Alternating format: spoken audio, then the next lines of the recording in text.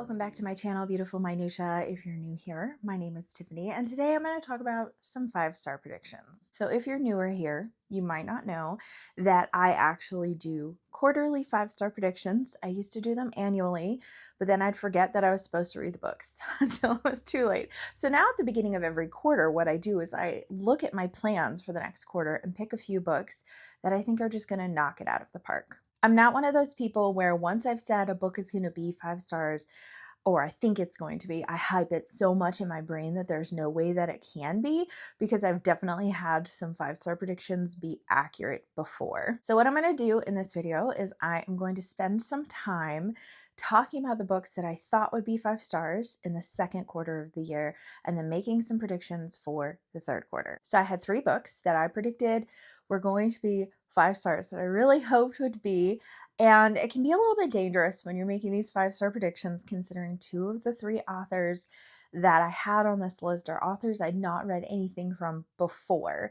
But just based on the description, based on what other people told me, I thought that they would be 5 stars. We'll see how that turned out for me. So the first one is The Country of the Pointed Firs and Other Stories by Sarah Orne Jewett. I actually read this with Dia, and this is my first time reading Sarah Orne Jewett.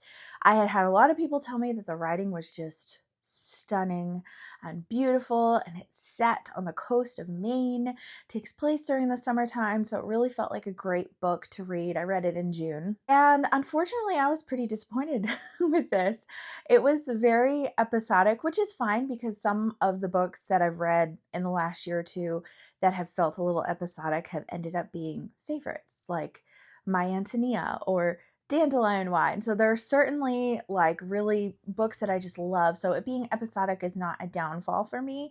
But I did feel like our main character is a writer who's staying in Maine to work on her writing and to kind of get away from her normal everyday life. And I feel like by the end of the book, I didn't know our main character, our narrator, at all. And I realized that probably the point was for her to talk about the townspeople, but because so many of the stories were episodic, I didn't really get attached to most of the townspeople. There are a few people that I did. There are a few stories that I found to be lovely, but I also found that the writing wasn't quite up to par to where I thought it was going to be for most of the book. There were snatches of beautiful writing, but it just didn't get to like what my expectation was, and maybe my expectation was too high, but this was like a 3-star for me, in that I don't feel like it was a bad book, but it's not one that I would reread. The other book that I predicted would be 5 stars by an author I hadn't read yet was The Housekeeper and the Professor by Yoko Ogawa.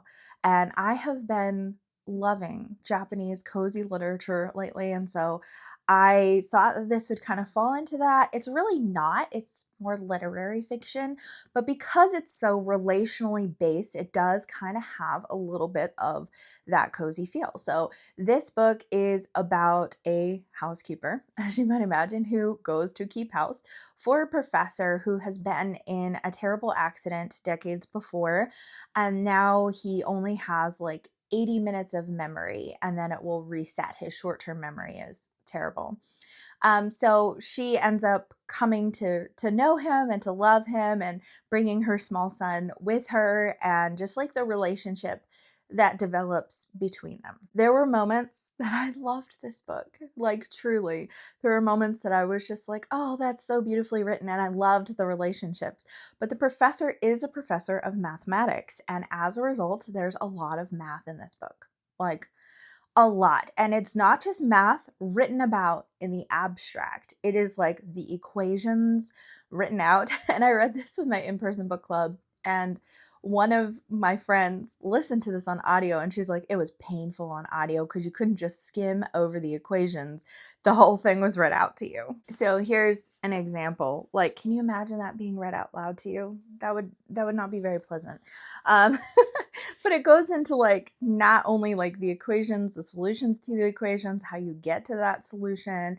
And then baseball also took up like a huge chunk of the book.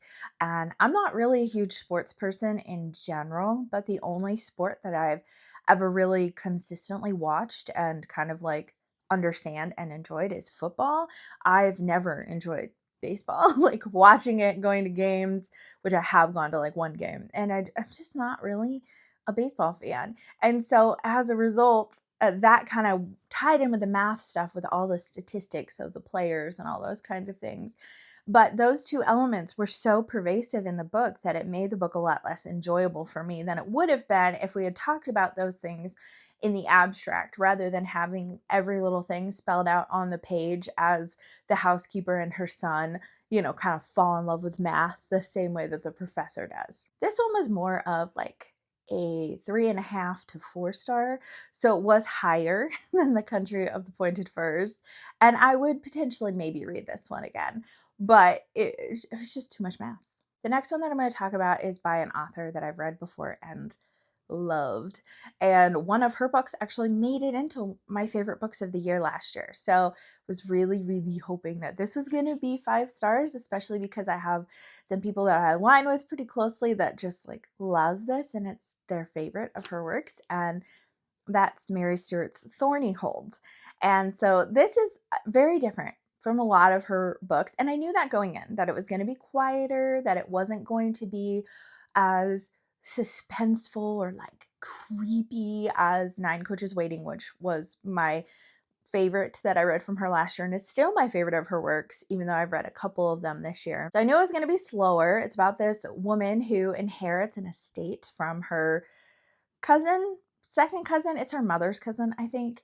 And so she ends up inheriting this estate, and her cousin kind of has a witchy reputation, and there's some kind of like very quiet, unsettling things happening around her. As always, the writing in this was gorgeous. It was beautiful.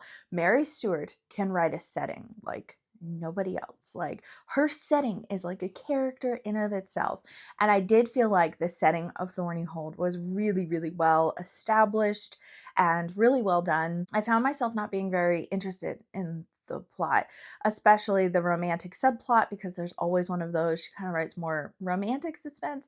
And I just found the relationships to be like very shallow and unbelievable. And the turn that it takes at the end was so far out there that I was like, I went through this book for this. This is where we ended up. Like, I was very disappointed by this one. I think I still gave it like 3 stars because the setting was really good. And I didn't like wish that I wasn't reading it, but I don't know. It was not what I'd come to expect after reading Nine Coaches Waiting and Rose Cottage. It just like, I don't know, like so much of it was unbelievable in a way that wasn't enjoyable, just felt like cheesy and corny and forced. So my 5-star predictions did not go very well in the second quarter of this year. So we're going to hope that third quarter, Tiffany is a little bit wiser in choosing some 5-star predictions. So as a result, out of the 3 books that I've chosen for third quarter, 2 of them are authors that wrote some of my favorite books in the past couple of years that I've read. So I'm hoping that that's going to help, but we'll see. The one that's by an author I've not yet read is James Islington. So I'm going to read The Shadow of What Was Lost, which is the first in the Lycanius trilogy. And I don't know a whole lot about this series, so I could be shooting myself in the foot. But I know some people that I very closely align with who have loved this and recommended it to me. And I know that it has like a magical school setting. I think it's kind of like an academic kind of fantasy, which sounds right up my alley. I've just been hearing James Islington everywhere lately, more so for The Will of the Many, which is an uncompleted trilogy. That's actually the first book. That's not the name of the trilogy. I don't know what the name of the trilogy is, but I think only the first 2 books in that trilogy are out. And so Whitney and I are reading the Lycanius trilogy, and I really, really hope that I love it. The other 2 books are from authors that I really love.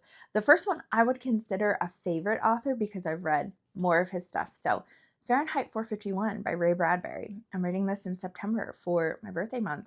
Can you believe I've not read this? I love Ray Bradbury and I've not read Fahrenheit 451. So really, really excited to read this. This is a dystopian about book burning, essentially. I love a good classic dystopian. I just love the way that it like looks at the world, and sometimes it's scary to read dystopian. Sometimes it's not a good idea. Like when I read 1984 in 2020, that was a really bad choice. But it's not 2020, so maybe I will like really enjoy this and it will be less scary. But it's also okay to be scared by dystopian. That's fine. But I'm really looking forward to reading this because the past couple of years I've read some Ray Bradbury that I've loved. I've loved his short stories. I really, really love Something Wicked This Way Comes and Dandelion Wine. So I'm really excited to read this one. I think it's just going to knock it out of the park for me. And the other one, I can't say that this is by a favorite author because I've only read one thing by him, and it was a collection of short stories. So it feels unfair to say like this is a favorite author, but the book of his that I read last year did make it into my top books of the year. And I love his writing so much.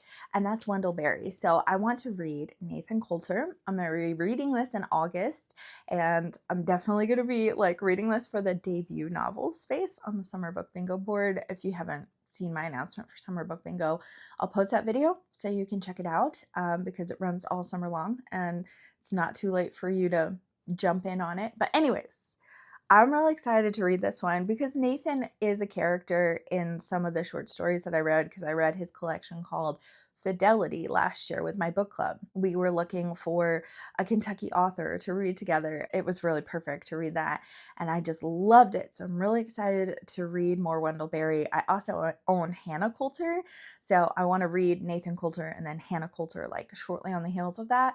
But I think that I'm going to really love this. I feel like if it's not 5 stars, it's going to be really, really close. So I hope that it doesn't let me down. I really want Wendell Berry to be a favorite author. But again, I feel like I can't say that when I've only read one of his works and it was a collection of short stories. So I'm really looking forward to this one. Also, Dia gifted me her copy of it and it's really, really pretty. Anyway, that's it for this video. Kind of a wrap up of some 5-star predictions in the past, making some new ones in the future. I'd love to hear from you in the comments down below if you've read any of these books. Of course, I would love to hear your thoughts. And I would also love to hear what is the most recent 5-star book that you have read. Thank you so much for watching. If you like this video, please hit like and also subscribe so you can continue to see more bookish content from me. And I will see you again next time.